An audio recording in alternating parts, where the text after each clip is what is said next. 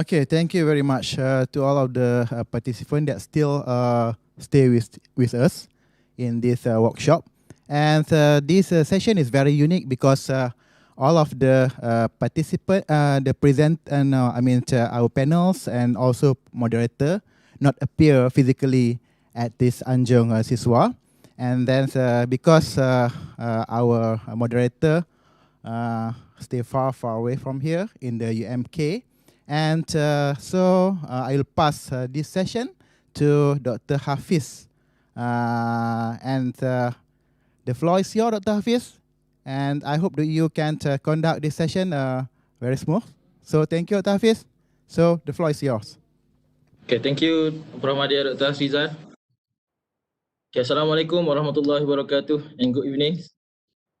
Alhamdulillah, here we still have about 84 participants here.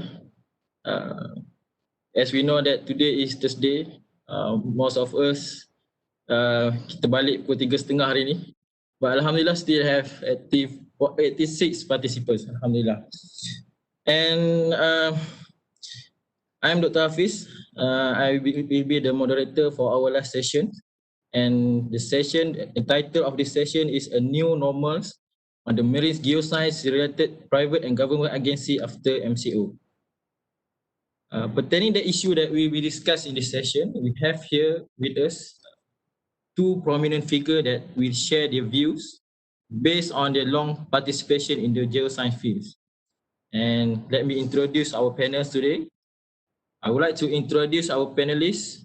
First, yang berbahagia Dato Kamarul Muhamed. Thank you, Dato, for joining us today for the webinar. For your information, Dato Kamarul is the Director and CEO of UZMA Group since 2000. And this year marked his 2 decades in such a role. He has served as directorship for 10 other companies. And not only that, he is active within the industry and as an entrepreneur. He also gives significant contribution toward the advancement and development of higher institutions such as University Malaysia Terengganu, University Teknologi Petronas UTP, and Asia Pacific University APU. Welcome, Dato, to this session. For the second panelist, we have here Mr. Abdullah Sulaiman, the Director at the Department of Mineral and Geoscience Malaysia for Kedah, Perlis, Pulau Pinang. Cik, we are looking forward to hear your thoughts and views on the topics today. With your 25 years of experience in the GMG, with various involvement on research on marine geology, geophysics, maritime issue and others. And welcome, Cik, and thank you for joining us as one of the panelists today. Terima kasih. Okay, Dato' and Cik. So we move to our first question today. First question will be goes to Dato' Kamarul first as a first panel. Dato', as we all know, the pandemic COVID-19 started from February until now. And Malaysia had announced lockdowns on 18 March 2020. And this pandemic has a devastating effect in the global and local economic and financial market. In Dato' views, does this pandemic of COVID-19 affect the sector related to marine geoscience, especially in the private sector? For example, in company related to the oil and gas as led by Dato', is there any significant impacts to the private sector? Okay, Dato', silakan. Okay. Terima kasih Dr. Hafidz, my fellow panel, Cik Prof. Hasrizal, the host. Okay. First of all, allow me to speak in both bahasa Melayu dengan and English together. Okay. There is one thing that I want to say. There is nothing good about disaster. There is absolutely nothing good about disaster. So the only good thing about disaster is typically the disaster they're over very quickly. So if you look at it, flood will last for maybe maximum 1 month. We have hurricane, we have riots and all that. It's normally over very quickly. Unfortunately, with the COVID-19, I feel this thing is is not over. Okay, it is have a very long repercussion. It has a continuous effect that that affected the business greatly. Okay, and it's not only businesses in the oil and gas, but it's also in businesses that pretty much everywhere around here. Okay, I would like to say that in the industry where we are in the oil and gas, we already fragile industry in the last 12 years. It's actually the first time in the last 12 years kita ada 3 downturn in the 12 years. Typically, downturn in oil and gas happen every 7 or 8 years or maybe 9 years. But to have a 3 downturn in the last 12 years is really affecting the business. Okay, in a way that if you belum lagi recover, you already been hit by another downturn. Okay, so in the business that we are in, going back to your questions, is it affecting the business? Yes, it's affected the business greatly. Okay, a lot of activities cannot be done. For example, in the marine geoscience, typically when people want to do work, when the downturn like this happen, there is 2 issues right now. Number one, in the past, in the oil and gas industry, we normally either have demand issue or we have a supply issue. When we have COVID-19, we have both issues. We have demand and supply. And because of that, there is no demand in oil and gas, and then there is no, what you call this, oversupply, as we know, with the war between US, OPEC Plus, and dan sebagainya. This has created a very low oil price. When you have the low oil price, nobody want to go and do exploration. And marine geoscience has a lot of work related to exploration. Okay, so unfortunately, what happened in the last 12 months or so, that has affected the business greatly. The question that we have to ask right now is how do we respond to that? Okay, it's not about whether it affects us or not, because it's a gone case. It does affect us. Anything from exploration into production, because people want to cut production. There is no development because, again, they want to preserve the cash. So overall, it has affected the industry greatly. The question that people have to ask is, how do we respond to this downturn? How do we respond to this COVID-19? Because it will change the industry, in my opinion, is pretty much forever. Okay, I think going to be a new normal. So I think to answer that question, I probably wait for my fellow panelists to answer his next question first. Terima kasih, Dr. Cheers, Dato. As you mentioned that pandemic has affected a lot to the private sector. Itu 2 perkara tu demand issue and supply issue. Okay, yeah. So we move to Cik Abdullah Sulaiman. Cik lah. As Dato explained, the pandemic COVID has greatly affected to the private sector. So we would like to know on how the government, especially in JMG, being affected. I think in terms of job security, it seems that the government servers are more secured and compared to the private sectors. And so, what is your opinion, Cik lah? Assalamualaikum warahmatullahi wabarakatuh dan selamat petang. Thank you Dr. Hafidz and my fellow panel, Dr. Kamarul and Associate Prof. Dr. Hassan. So first of all, I would like mengambil kesempatan ini untuk organizer, especially UMT and also all the collaborators to make the second National Marine Geoscience Workshop successfully for today. As we know that last year we had our first National Marine Geoscience Marine Geology Workshop in which is will be the hosted, and this is the second. And I'm as chairman of the Coastal and Marine Geology under IGM, and also the chairman of the Quaternary and Marine Geology under GSM. So I would like to thanks to everyone and also the participant who joined the workshop today. So before I answer the question that mentioned by Dr. Hafidz, I would like to give maybe a brief introduction about the JMG. So maybe not many people outside there knows Jabatan Mineral or Geoscience. What is the function of the JMG and so on. So maybe the Urustia can share my slide, please.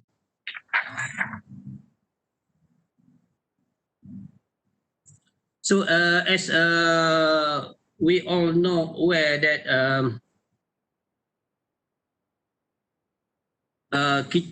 we in Malaysia, kita ada 1.7 juta kaki tangan awam, compare with the 32.7 million of our penduduk.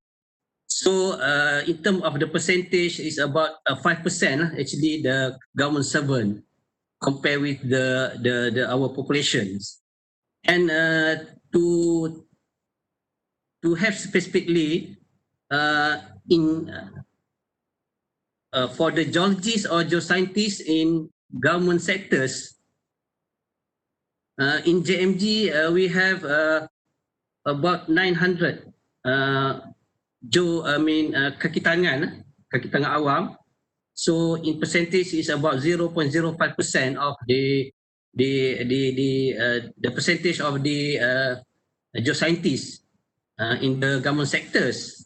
And if we look closely in JMG itself, kita ada 230 geoscientists. So actually it's a 0.014%. So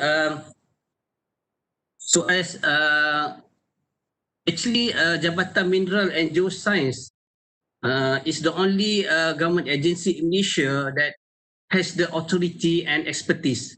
This is the two aspects in leading the exploration, services, enforcement and research in mineral and geoscience sectors, except oil and gas. Because as mentioned by Dato Kamarul just now, because of we have two akta actually in Malaysia. Is Akta Penyiasatan Kaji Bumi or Geological Survey Act 1974 and also the Akta Petroleum 1974, which is divided in these two fields. So bila sebut oil and gas is actually mostly under Petronas, and the rest actually all the resource or mineral either onshore or offshore actually is under JMG purview. And actually there are three main functions for the JMG. First in the mineral exploration, actually can be in the metallic, industrial, energy, and one of the new coming mineral, which is one of the what we call that satu mineral baru yang menarik tarikan di seluruh dunia, iaitu rare earth. Dan in term of the geoscience exploration, kita JMG terlibat dengan groundwater, geopark, geohazard, marine geology and etc.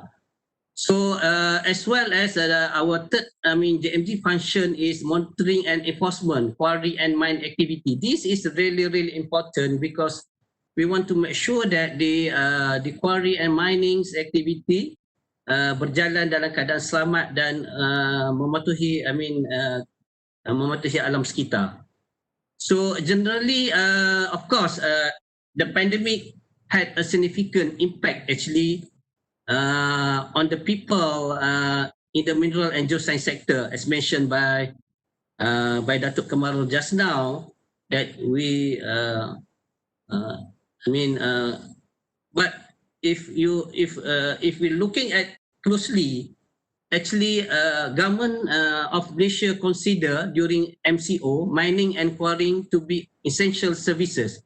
So actually, even in the pandemic, we need to operate our quarry and mining to support the. Especially if we're looking at the quarry, we need the quarry production for the medical, for the untuk kita punya mask dan so on. And kalau kita lihat on the mining coal untuk energy and so on. So that's why the government classified as essential services meaning that the effect of the mitigation on the mining industry has been minimal actually today. So if we're looking at the world scenario also, mining continues in the most of the country. Later on, I will share some of the statistic. We can compare all over the continents. So actually the challenges in the mineral and geoscience sector is not the governmental, but they are logistical and related to the outbreak itself and economic, just mentioned by the Dato just now, supply and demand. This is the one of the important factors. And however, increase in the metal stock and decrease in the metal price suggests that the mining industry will be negatively affected actually in the COVID-19 crisis, but at least in the short term. So maybe can, next slide please. So if you're looking at the statistic here at the left hand side, you can see the statistic from the Department of Statistics Malaysia. So you can see that our Malaysia economy actually grew marginally 0.7% in first quarter 2020. In the fourth quarter in here 19 is 3.6. But if we look closely in the mining sector below, you can see the mining including, actually this sector is including the oil and gas. You can see the production is actually is a negative, but between third quarter, fourth quarter last year is negative 3.4, but first quarter 2020 is negative 0.2. Actually it's increasing if we're looking closely. And yeah, just now Dr. Hafidz did mention about the how, I mean, is it the government servant secure compared to the industry? So we can look here in one of the survey done by the Hizban ITR, published in July 2020. Actually, this survey done by the Irish Center for Research in Applied Geoscience, ICRAG COVID-19 survey response. It's interesting to see that if you see the first graph here, so across the continent from Africa, Asia, Australia, Europe, Northern America, and South America, you can see that already, many people lost the job. So you can see that most of the in the continent. But if you look closely in these sectors below, you can see the left and lowest graph. You can see that in the government sectors, mineral exploration, and so on, you can see that in government sector there is no people. Maknanya tak ada orang yang lost the job. So yes, as from the statistic, we noticed that because of the COVID-19, you can see that in the government sector actually more lebih selamat berbanding dengan private sectors. And I have another slide to share. Please. Okay, this is interesting to see that what is actually the global mining industry if we're looking at the mineral and if we compare with the crude oil or Brent oil is one, or if we compare oil and gas, and you can see here this graph shows the recent change in the precious minerals such as gold, platinum, palladium. These are three. So you can see closely that if you look at the gold here in the black, you can see that the gold actually is they only affected during the declaration of the COVID-19 pandemic, but after that the price is grow up, and you can see and constantly then slightly decrease in May. But you see the other mineral such as platinum, they only drop during the declaration of the COVID-19. Then after after the introduction by the government, you can see the price is consistent. But if you see the oil and gas is dropped drastically, but now it's becoming increased. And another slide, the graph shows macam mana the stock and compare with the price untuk tiga mineral. You can see here copper, zinc, and nickel. So for the conclusion, for the first question is, I can say that in mining, in mineral sectors, actually there is not much affected compared to the other industries, but it looks like shortly affected, as I mentioned just now. I think I answered the question, Dr. Hafidz. Thank you very much. Okay, thank you Cik Lah. Cik Lah, saya ada satu soalan. Cik Lah ada mention about REE, rare earth, right? So saya punya situasi, contoh di Kelantan, Cik Lah. Ya. Saya cuba nak fahamkan apa peranan GMG. Sebab dalam minerals ni ada satu yang upstream dan downstream. Okay, upstream ni banyak exploration dan downstream ni kita proses rare earth jadikan produk dan sebagainya. But most of the mining in Kelantan ni kita tengok dia banyak dia exploration, explore dan bila nak downstream tu dia akan pass kepada company-company luar mungkin lah. So mungkin adakah di situ ada peranan GMG dalam untuk membangunkan downstream punya industri dalam contoh dalam minerals, rare earth sebagainya. Okay, kalau kita lihat senario semasa, especially on the REE, so everybody actually look because of the price and also macam this kata mineral ni menjadi permintaan lah. So actually JMG through the kementerian actually dalam proses menyediakan SOP dan juga peraturan ataupun garis panduan berkaitan dengan perlombongan REE terutamanya di Malaysia. Because kalau kita lihat buat masa ni setahu saya masih belum ada lombong yang beroperasi secara physically.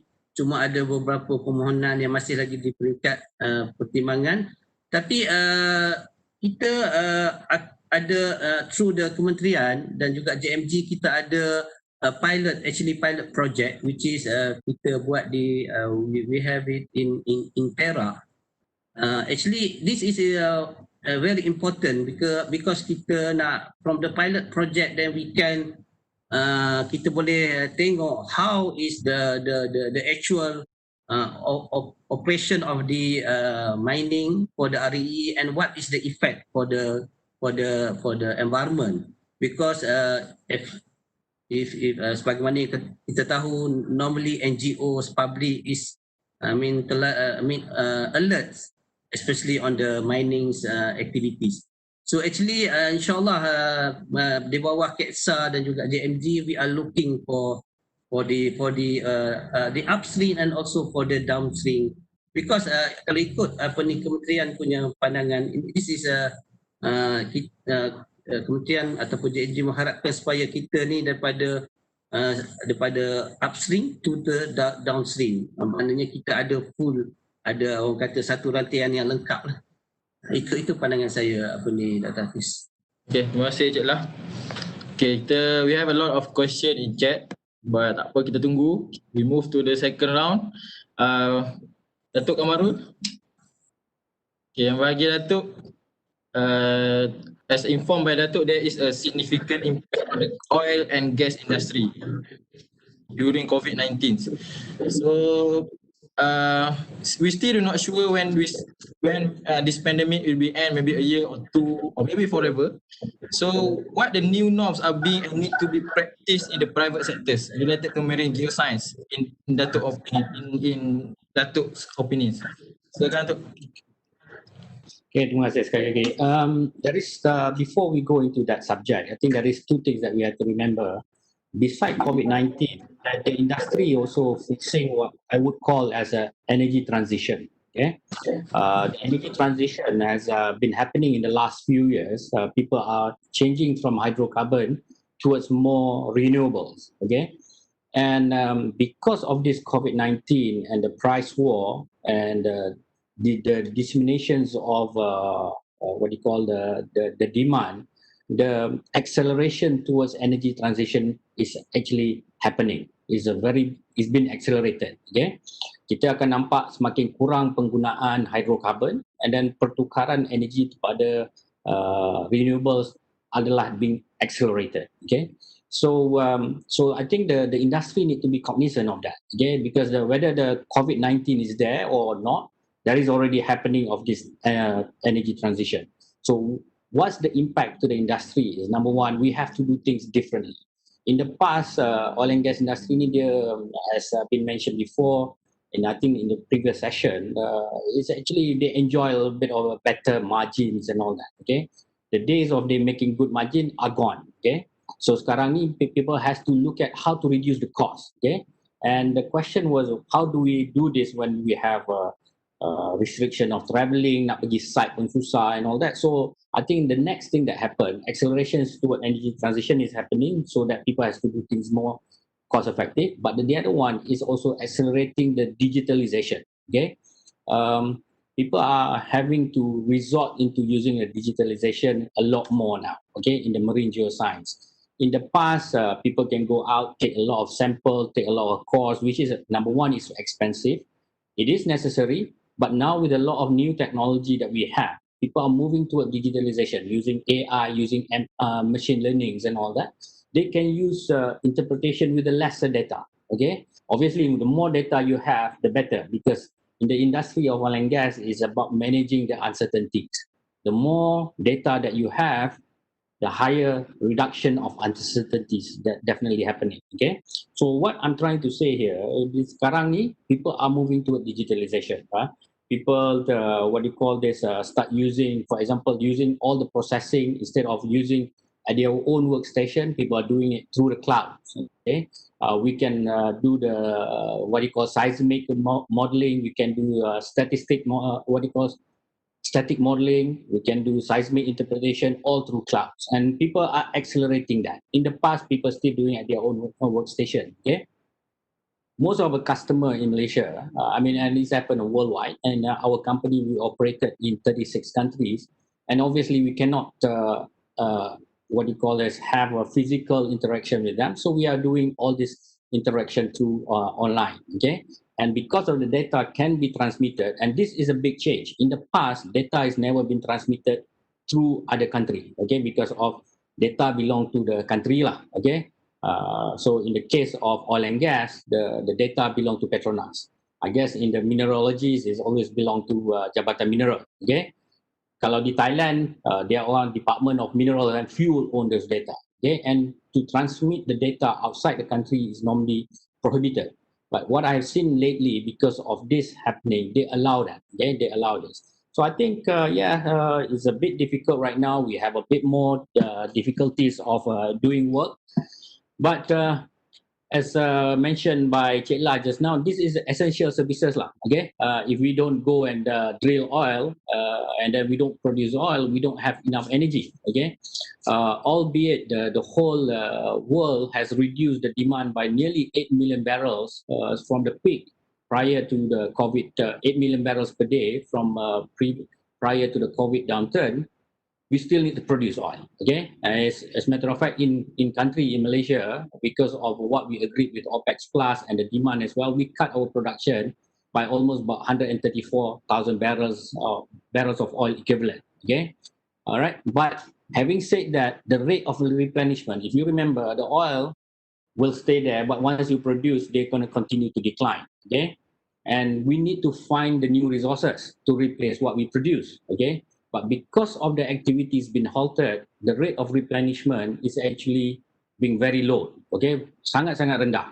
And this will have a long-term repercussion, because by the time economy come back, you found that your reserve has significantly reduced. Okay, because of the lack of the exploration activities in the past. So I think a lot of countries, a lot of operators realize that albeit there is no demand, albeit the oil price is low, they need to continue doing the exploration, or at least look at how can they monetize from the existing resources that they have. And to do that, they have to adapt to a new ways of doing it lah. Okay, because sekarang ni kita margin has been reduced, nak travel pun susah, so we have to resort to more of digitalization using less data. Okay, and I've been seeing this. We have one work in, for example, in Norway at the moment. We have more than 4,000 wells that we are currently looking at. Okay, and we have to use the data that from the past, from the last 40 years. Okay, instead of getting a new data, we use data for the last 40 years to interpret and to predict of any future production. So I think that's the way that is happening right now, is try to use the existing data, use a lot of digitalization, and a lot of things are done remotely. So I think in a way that I hope that I answer your question, Abdul. Okay, thank you, Dato. So, menarik jawapan Datuk tu. So sekarang kita kena accelerating the digitalization. Maksudnya kita tak perlu lagi kita kurangkan pergi ke fieldwork, ambil sampel, core sediment. Selain daripada itu, kita juga melibatkan kos yang besar, Datuk. Jadi bila dengan kita accelerate digitalization using AI dan sebagainya, so kita boleh reduce the cost and also kita dapat a lot of information. Thank you, Dato. So maybe I read some of the question in the chat box. Okay. So this question, maybe Cik Lau can answer. Is there any rules or regulations or act that can be used as a guidance in Malaysia in future? Is any deep sea mining or exploration done? Okay, thank you, Dr. Hafidz. So, persoalan sama ada atau tidak perundangan berkaitan dengan deep sea. Actually, if we looking at the exploration in future, so actually we have two parts. One is exploration in our waters, which is what I mean is from from our coastal states, coastline to up to 200 nautical mile to or maybe lebih pada tu, if based on our extended continental shelf. So for this purpose, we already have our akta, iaitu Akta Pelantar Benua, what we call that Continental Shelf Act, and yang kita boleh gunakan, which is under KEXA, Kementerian Tenaga dan Sumber Asli, and purposely under purview of the Jabatan Ketua Pengarah Tanah dan Galian Persekutuan, JKPTG. But this Akta Penyiasat Pelantar Benua ini, if we looking closely, is more on the sand mining. But if we looking for the mineral, so we need to have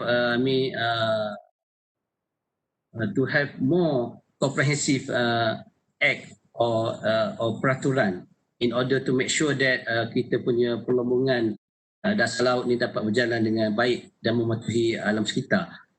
But if we looking for the deep sea mining beyond our waters, means high seas, which is under purview of the ISA, International Seabed Authority, which is based in Jamaica under United Nations. So actually, every country have a right to apply the area in the, let's say, Pacific Ocean. Macam kita ambil contoh Singapore, dah ada kawasan di Pacific Ocean for the deep sea mining, but the country must have the law before they apply for the area in the high seas. So this is what Jabatan JMG and the committee are looking at the perundangan yang berkaitan before we embark in this deep sea mining in future. So I hope that I answer the question. Please. Thank you, Cik Lah. So next question to Datuk Kamarul. So,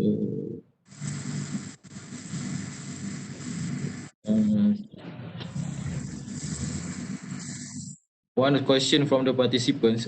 Okay, Datuk Kamarul, with the digitalization of the sector that you mentioned before, so how would this affect the future geologists in the aspect of marketability and job scope?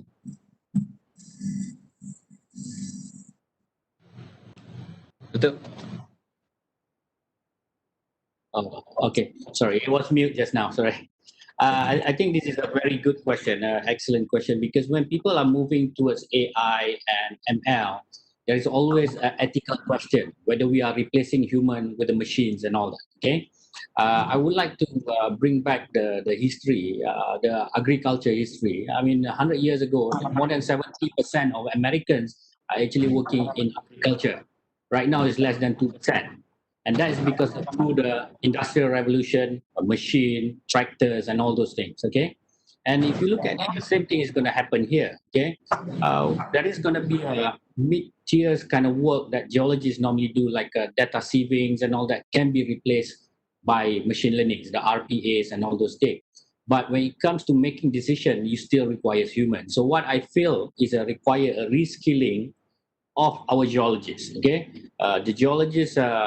Geoscience is not really an exact science. I mean, for me, I'm a geoscientist by background. I feel that there is a bit of a dark sides of the geoscience behind it. Okay, so you still require a human to do it. But what we will require for the geoscience is geoscientists is to reskill themselves, to play with a bit more big data, to look into artificial intelligence, to look at algorithm using the data that we have.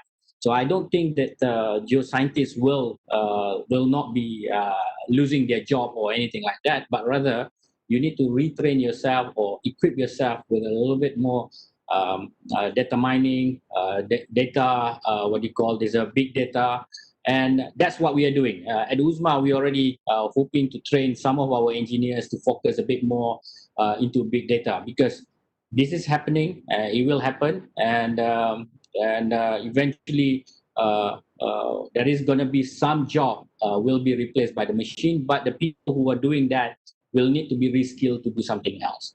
And that's still a geoscientist, geoscience pure work. And I think if I'm a student here, if I'm a geologist or geophysicist, I won't be worrying so much about there is no job or marketability, but rather I would like to say, okay, maybe I should be taking minor in big data or minor in machine learnings, and so that I can be equipped and more marketable in the future. Yeah.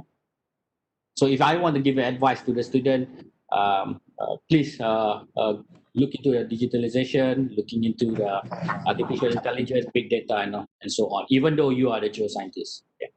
Okay, thank you, Dato. Maybe as a lecturer also, we need to add some AI elements in our syllabus, so that the students will be more ready to get a job lah. Okay. Okay. Next question to Dato, to Cik Lah.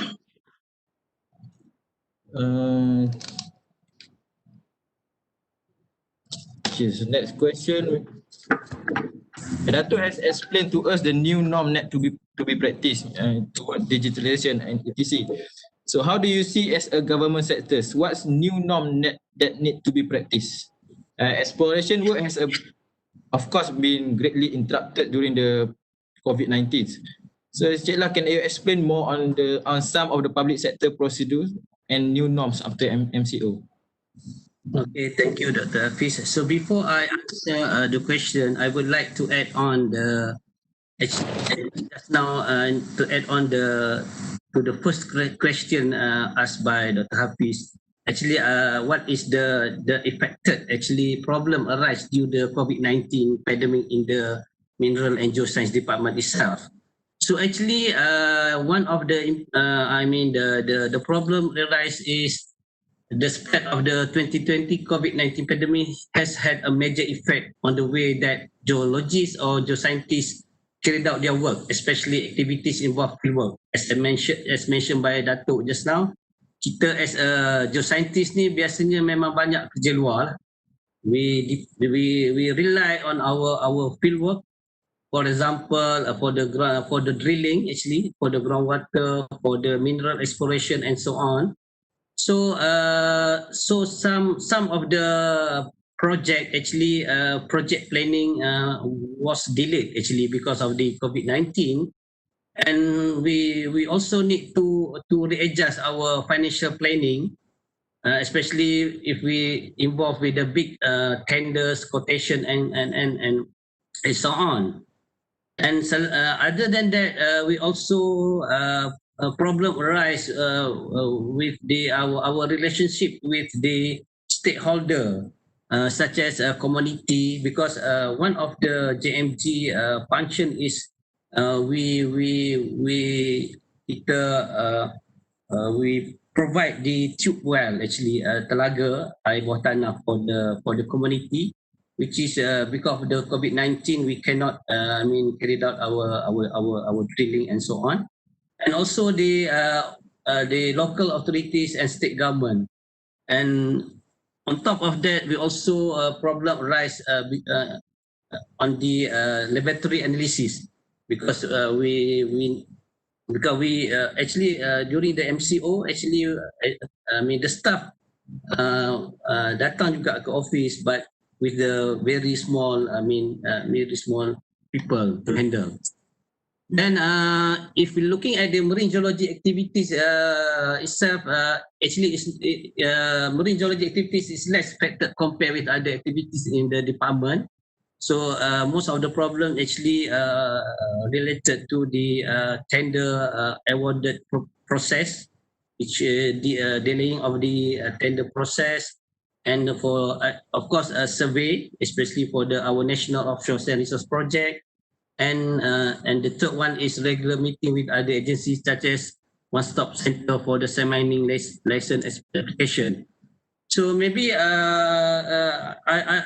can Urustia boleh share my slide for the new norm, that need to be practiced. Next slide, please. Next slide.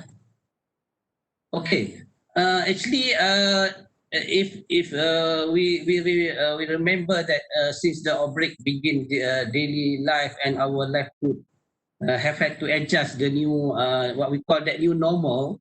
So we have to wearing face mask, social distancing, and restriction on the non-essential travel.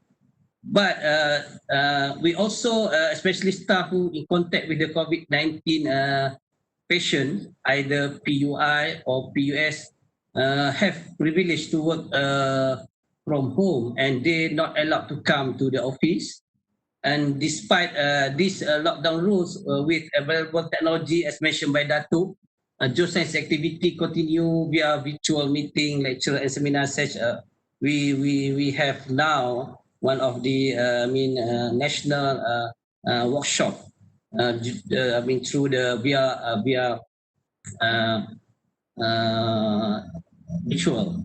And of course, we during the exploration activities of the work, we have to follow SOP by the MKN and KETSA. Then, of course, more service or our perkhidmatan in electronic or virtual method. For example, we have the OSC. Actually, OSC is one-stop center for the ulasan permohonan kerja tanah and so on untuk EIA. So then JMG also kita ada JMG hotline to help people, industry, or the public if raise any question or any problem related to JMG function. So of course, this technology we need support by consistent improvement on internet speed, network coverage, etc., as well as secure and regulatory application and high-tech gadgets. So in the long term, actually this crisis can enable government to adapt actually many of the traditional assumptions upon which the public employment policies are based. So for example, the relationship between employees present in the office. So kalau sebelum ni kita kena datang pejabat, kena punch everything, but during the post COVID, we can looking at this work from home and so on, and using the mobile technology and worker productivity will like be untuk kita lihat kembali lah. So maybe for next slide. So this is contoh SOP or apa ni yang perlu dipatuhi during the MCO for the sektor pelomongan dan perkuarian. So kita ada aktiviti apa yang dibenarkan, for example contoh pengorekan, pengekstrakan mineral dan batuan, penutupan, pemprosesan, mengangkut mineral, pengeksportan mineral dan bahan batuan, and also cari gali. Dan aktiviti yang tidak dibenarkan pun kita ada arahan khas and all the activity protocol. So these all the activities must during the MCO we must the industry must follow the punya SOP lah. So actually this SOP actually to make sure that untuk memastikan supaya aktiviti pelomongan dan perlis dapat dilaksanakan dalam keadaan penuh selamat dan mampan lah.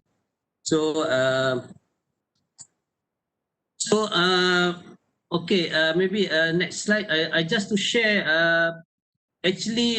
because of the the new normal for the government servant, public or government services opportunity actually post MCO. Actually, what is the most important is actually if we looking at opportunity to move actually toward lasting agility in the public government services.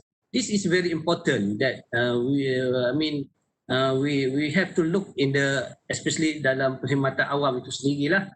For example, to normalize successful innovation, untuk menjadikan pembaharuan yang kita telah buat tu sebagai something yang normal. For example, remote working, new communication and information technology, platform for agile workshop, workforce redeployment, and this also have many other applications across the public services and would become actually permanent features of the post-pandemic new normal. This is one of the important aspects. The second one is if we look at the engagement. So as we sometimes people said sebelum ni kita working in silo, kerja-kerja bersendirian, setiap jabatan, kementerian and so on. But during our experience in pandemic, we can see that across the public government services, individual unit, teams and ministry are collaborating actually and exchange intensively. This is actually very important in to boost public sectors and also in the industry actually. And post-crisis administration can build on this exchange to move forward actually. Public sector that increasingly flexible and resilient. These two important things is flexible and resilience. And the third one is lead. Lead is refer to the leaders. So kalau kita lihat during the post COVID-19, kita nampak Tan Sri, our DG KP Kementerian Kesihatan.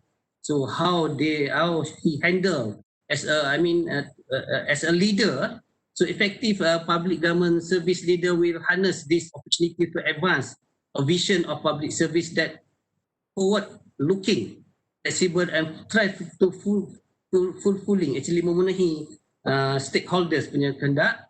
And the most important, I think, the fourth point is celebrate the value of public government service. So kalau kita lihat sebelum ni ramai di luar sana beranggapan dalam bahasa kasarnya, kaki tangan kerajaan ni sebenarnya menghabiskan beras.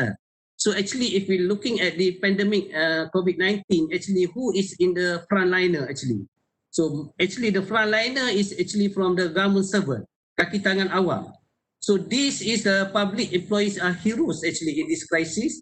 So this is a unique opportunity to renew the image of public sectors as an collective workplace that has impact So post-crisis, it could be public manager should consider how to showcase the value of a job or career with the public services. I guess, Dr. Hafiz, I mean, my answer to the question. Thank you very much. Okay, thank you, Cik Lah.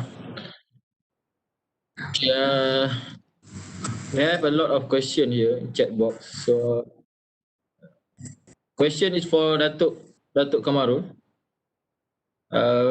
With so many uncertainties in data related to geology or geoscience, how do you foresee this AI future in geoscience area? Okay, again, it's a very good question. I mean, data acquisition is a very expensive, okay? Whether you are doing a seismic acquisitions or you're taking core, and this is a very expensive data. And then once you take that, even you take the core, when you want to do XRF or you want to do XRD or geochemistry, it's also very expensive data, expensive exercise, right? And in the past, because of we have enough margin, if you like, okay, because the oil price is good, the demand is high, people willing to acquire this expensive data, okay. But right now, as I mentioned earlier, margin has been squeezed. If you look at the statistic, how many Malaysian company, how many international company, even big one, people, all the big fours and all that, how many of them turned into red in the last few years, okay? And there is enough numbers in the S&P 500 to see that their margin has been eroded in the last 12 years, right? So people has to do things differently, okay? And the way that to do things differently is to harness the power of machine. In every 2 years, the machine capabilities is double, okay? And what I have seen in the last few trends, what we are trying to do in many years ago, which we are unable to do because machine is too slow, kita sekarang dah boleh buat. For example, to do a dynamic simulation, try to do the history matching on the dynamic models, okay? On the, what do you call this, at the not single black oil simulation, but rather than in the various multi-phase, dulu kita tak boleh buat because the machine is the limiting factors. But now, we have a strong machine, but even with that, now we can do that. We can build a dynamic model using the machines that we have already, okay? So to answer the question, how do I think this the AI will change the landscape is basically I feel like there's a lot of cheaper data that we can take that we can use. For example, the site core, we don't really need to take the full core to do the thin section and all that. We can take the site core, go through XRF very quickly, handheld data, then we have a big data suddenly, okay? And using the AI and then using the past data, we'll be able to tell whether this area is a producing zone or non-producing zone. So what I'm trying to say is now with using AI, you'll be able to do a lot of things quickly and probably more cost effective and doesn't require for you to acquire expensive data. So I think it is pertinent, I think, for the institution, okay, universities, UMT, University Malaysia Kelantan, UTP and all that, start to look into how to harness AI. I mean, we have a couple of research projects at the moment that try to look at how to use what you call this a simple, quick and fast way of using XRF, using handheld, instead of using the whole big data, what you call big machine, because the acquisition of data is too expensive. And how we can use that data to quickly and match dengan sama using the expensive data acquisition as well. So I think what we are trying to do is using AI to reduce the uncertainties of the reservoir. Okay. Okay, thank you, Dato. So, very good answer. Sekarang pun kalau kita tengok government banyak invest untuk research ni, dia banyak bagi pada AI. Mungkin macam Dato cakap, to move from the conventional method to the AI method. Okay, Dato. So, next question to Cik Lah. Okay. So, Cik Lah, question from the participants. What is the prospect of deep sea mining in Southeast Asia? And what is Malaysian government role in promoting this deep sea mining? So the question related to deep sea mining. Silakan Cik Lah. Okay, terima kasih Dr. Hafidz. Kalau tak silap saya ada actually there are two questions. One is the potential deep sea mining in Southeast Asia, I think. And the second one is the what is the government action to promote this deep sea mining. So actually to answer the question, these two question, kalau kita lihat secara regionally, actually kita memang ada kawasan, especially kalau kita lihat dekat Papua New Guinea. So the nearest area in our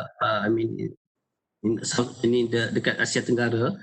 So which is memang ada kawasan yang potential dan telah diberi lesen untuk tujuan perlombongan dasar laut dalam deep sea mining under ISA, International Seabed Authority. But selain itu, if you look lebih luas sikit, kalau kita lihat dekat dengan Japan. So kalau masih ingat, kalau kita masih ingat lagi, tak silap saya, last year dekat dengan Okinawa Trough, tak silap saya, Jepun telah menemui sumber RE yang terbesar di dunia dekat at depth of tak silap saya 4,000, almost 5 to 6,000 meters, which is can last for 100 years. So you just imagine the potential of the deep sea minerals for the future. But we must remember that in order to untuk kita embark this deep sea mining is kita need a big capital. So at least I think around 300 million. So this is something that kalau kata kita as Malaysia untuk embark in this, we need the player from the industry, either through the consortium and so on. So macam setakat ni last year through our kementerian dan jabatan, kita telah adakan satu seminar on the deep sea mining di Putrajaya. So one of the langkah untuk kita memberi penerangan berkenaan dengan future, what is our future for the deep sea mining. Then hopefully that maybe after this maybe next year kalau kita ada peruntukan, we plan to have another seminar, which is we invite the industry itself. Sebab baru ni the first seminar tu we purposely looking at the keperluan perundangan actually for Malaysia sekiranya ingin memasuki industri deep sea mining. So saya rasa these two things yang perlu kita lihat. One is the capital itself, dan yang keduanya dari segi perundangan untuk kita. But we want to embark in our national waters. So of course kita pun perlu peruntukan untuk buat survey and so on to make sure that kita ada sumber dan sebagainya lagi lah. Itu saya harap saya menjawablah soalan yang Dr. Hafidz kemukakan. Okay, thank you Encik Lah. So the second question, I think very related to the first question. Is there any rules or regulation that can be used as a guidance in Malaysia in future if there is any deep sea mining or exploration done? Okay, for the deep sea, especially if we're looking at our waters, our continental shelf. So sebagaimana yang I did mention before that we already have the Akta Pelantang Benua 1966, which is we can use that akta, tapi kita perlu perhalusi untuk memperincikan lagi, because now Akta Pembangunan Pelantang Benua lebih menjurus kepada perlombongan pasir di perairan kita. But if we want to untuk embark on, under high seas, maksudnya di luar, high seas mean luar daripada ISIS ni actually dia kepunyaan dia tak ada siapa yang punya is apa dia kata ni kepunyaan sejagat. So kalau kita nak melombong dalam kawasan ni, kita kena through permohonan melalui International Seabed Authority which is under United Nations, and one of the provision is kita perlu ada perundangan berkaitan sebelum kita membuat permohonan. Okay. Thank you, Cik Lah. So the last question from the participant to Dato' Kamarul.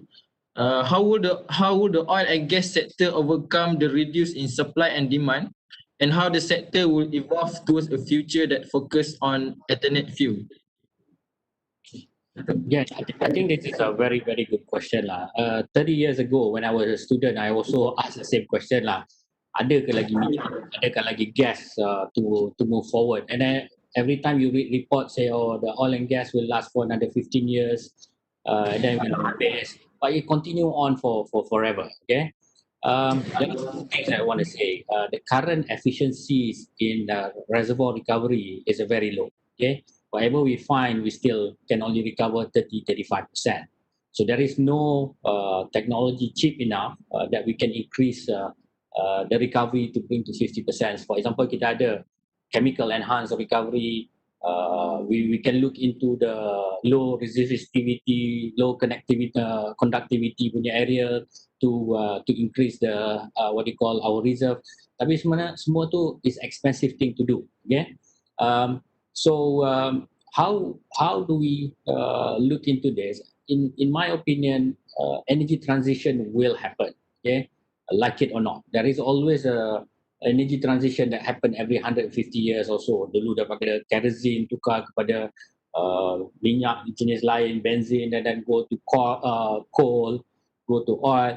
I think that in terms of hydrocarbon, people are slowly moving and certainly moving toward gas. It's cleaner, it's green, it's very efficient, high recovery and all that. Okay, but that doesn't change the fact that the geoscientists still need to look for that. Okay.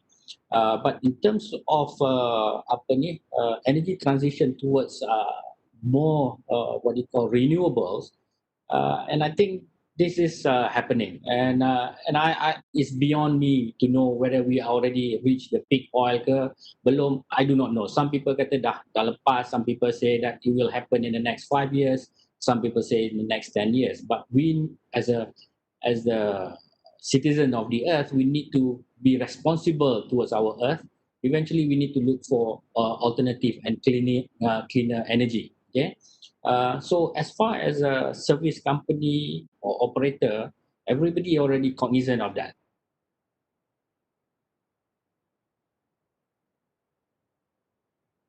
Do that by actually decarbonize our own activity. Currently, there is not enough research to actually say, okay, all this internal combustion engine can improve the efficiency. So I think that is a different topic altogether. For as far as a geoscientist is concerned, I feel that hydrocarbon is one of the source where you actually going to contribute to look for it. Mining is another thing. Okay.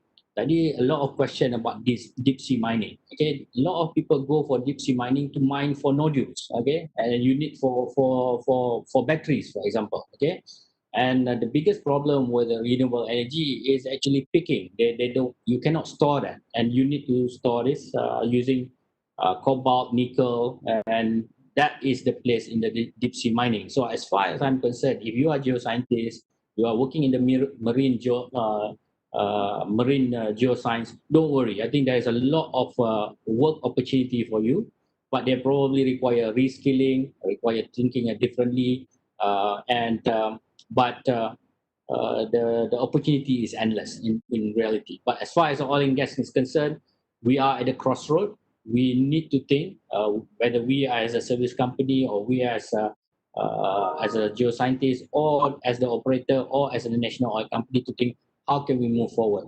And I think there is no clear answer at this point in time. Okay. Terima kasih. Okay. Terima kasih. Thank you, Dato', for your explanation. Okay, last question, Dato', for Dato' Kamarul and also to Encik Lah.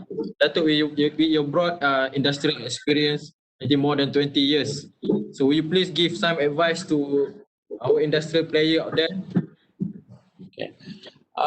I think as I say lah, especially I can be a bit more authoritative when it comes to the oil and gas lah. I'm not essentially mining and all that, but in terms of oil and gas, as I said, we are at a crossroad. Okay, as a lot margin has been squeezed, and it's necessary to squeeze the margin.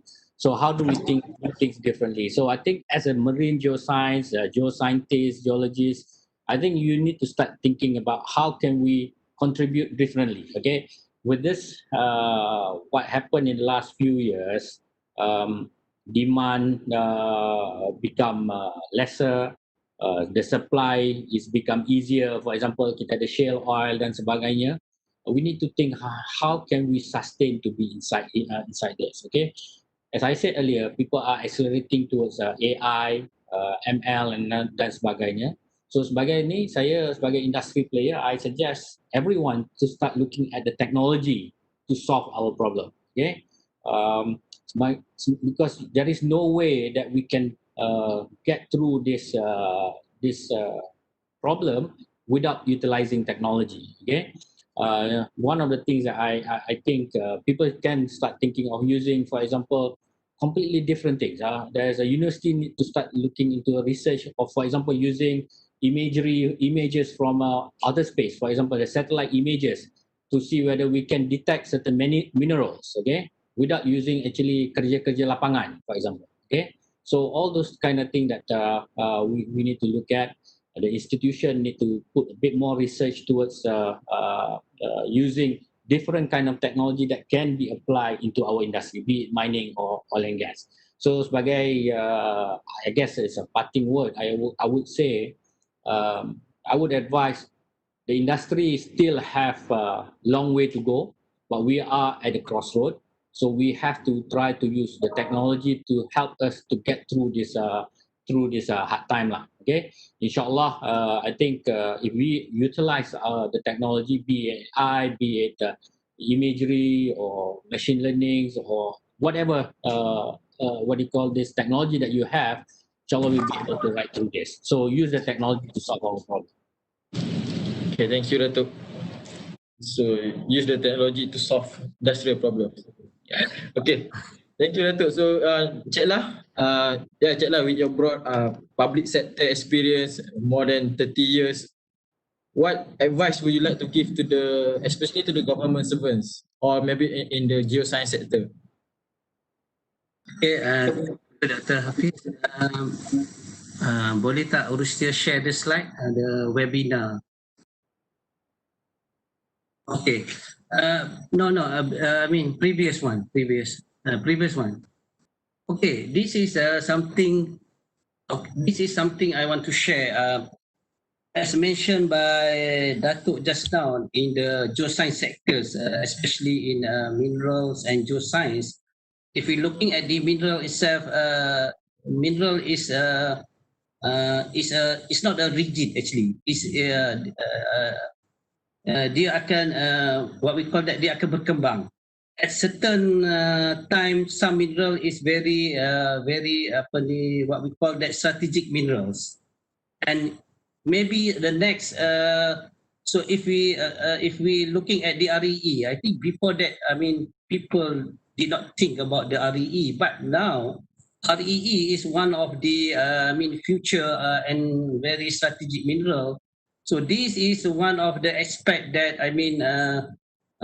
people or the geoscientists itself must look into it.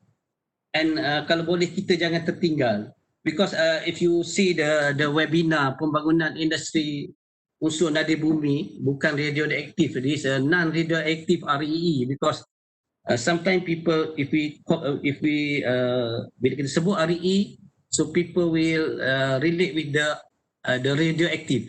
This actually is a non-radioactive REE, and you can see that kerajaan dalam memastikan industri mineral memberi sumbangan yang besar kepada ekonomi negara.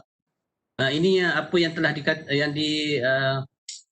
diberi kenyataan yang amat berhormat Datuk Dr. Samsul Anwar bin Haji Nasarah, iaitu Menteri Tenaga dan Sumber Asli pada 28 Mei 2020, iaitu kerajaan dalam memastikan industri mineral memberi sumbangan yang besar kepada ekonomi negara akan menggalakkan lebih banyak aktiviti eksplorasi sumber mineral dijalankan, terutamanya kajian dalam pembangunan ke atas mineral strategik seperti elemen nadir bumi (RE). So this is one of the aspect. So kalau mungkin Dr. Hafidz masih ingatlah webinar ni kita adakan pada 9 Jun 2020 di mana menarik minat ramai players dan juga partisipan untuk melihat ada bentangkan on the dasar dan my DG Dato Syahrul Effendi bentang on the sumber nadir bumi non radioaktif dalam tanah jerapan ion di Malaysia lah.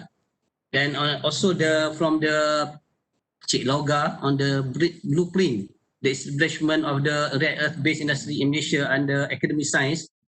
And one of the prominent miners, Datuk Sia, everyone akan kenal lah kalau sebut pasal perlombongan ni. Datuk Sia is one of the prominent figures in Malaysia, and also Dr. Engineer Dr. Sulaiman lah, Aliman. Dan kalau kita menyentuh kepada bidang geoscience itu sendiri, saya rasa with the climate change and disaster and so on, kita melihat peranan geoscientist dalam bidang geoscience itu sendiri, especially on the DRR, disaster risk management, DRR, disaster risk resilient, DRM, disaster risk management. This is a new things that sebelum ni mungkin geoscientist is not alert on this. And kalau kita lihat peranan geoscientist to combat under the geohazard, kita sekarang ni Malaysia bila now if we tengok musim hujan, so it's our country is prone to the bencana seperti tanah runtuh and so on. So maybe boleh Rustia, can you move next slide? Okay, next slide please. So okay, I have 5 points actually to share with the geoscientists in Asia. I think the first one is geoscientists should remain positive and continue to carry out their activities in the best possible way using the available technologies. So of course kita dah bincang panjang dengan even Dato pun cerita on the AI dan sebagainya lagi. So geoscientists or ahli geology or geologists should even in dalam keadaan kita yang COVID-19, we have positive and continue to carry out our activities. And my second point is geoscientists, especially in the government sectors, must be prepared to adapt and meet the challenge. This is two things, dua perkara penting, adapt and meet. So kita kena sedia berubah. Kita tak boleh lagi berfikir macam 20 tahun dulu. We have to adapt and meet the challenge for the future geoscientist responsibility. Mana kita as a geoscientist ni banyak sebenarnya tanggungjawab kita, especially in the geoscience sector macam saya kata tadi, on the climate change, on the disaster and so on. And the third one is the geoscientist community also kena creative way of the geoscience communication and knowledge sharing within the geoscience community. Kita tak through the webinar, through the meetings and so on, we need to speak up our concern, is our peranan actually as a government servant kepada untuk memberi nasihat dan sebagainya lagi. And the fourth one is geoscientists should be encouraged and enhanced to give a stronger and resilient science-based education and policy making for the benefit of for the societies. So yang ni saya rasa amat penting. Sekarang ni kalau kita lihat dalam bidang geoscience, kita banyak membuat kajian dan sebagainya lagi. But the most important is how to translate this kajian, especially kalau kita lihat di universiti dan sebagainya lagi, berbagai-bagai kajian dipublish dekat dengan Q1 atau Q2, tapi yang lebih penting is how to translate our findings to the policy. So ini paling penting yang perlu kita lihat. This is something that bukan sahaja kaki tangan kerajaan, but people in the university and also the industry should also get together actually. So macam saya katalah, kita sekarang ni tak boleh working in silo actually. Now is not the time working in silo. We must get together. And the last one, not the last one, I strongly encourage geoscientists continue to engage with the public, second policymaker, and all other stakeholders group in helping to put policies to practice. This is the most important.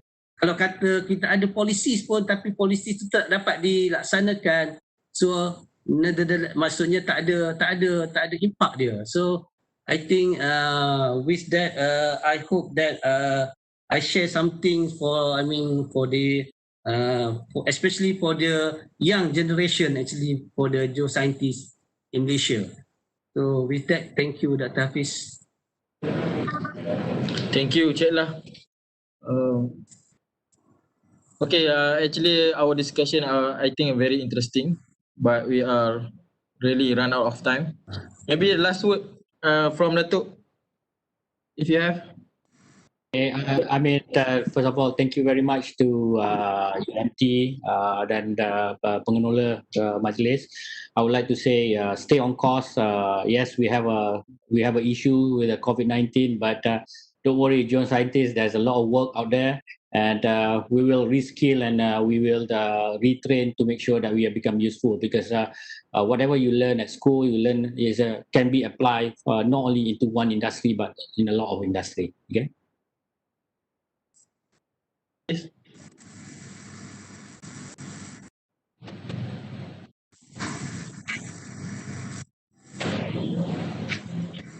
Cik Lah, if you have anything to say.